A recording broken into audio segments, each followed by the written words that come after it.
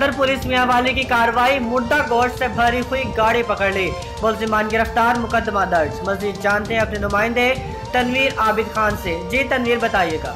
जी, DSP circle सदर शौकत अली की सरबराही में एसएचओ थाना सदर इंस्पेक्टर मोहम्मद फ़याद हिंजरा और उनकी टीम ने मुखबर की इत्तला पर सरगोदा मोड़ पर दौरान नाकाबंदी एक कार नंबरी FSD 5881 को रोककर चेक किया।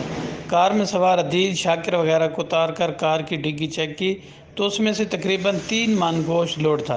गोश्त मुर्दा जानवरों का शक होने पर मौका पर veterinary officer mobile veterinary dispenser को बुलाकर चेक किया तो तस्दीक हुई कि मुज़र सेहत गोश्त है जो मियांवाली की मुख्तलिफ मार्केटों में फ़रोख्त किए जाना था।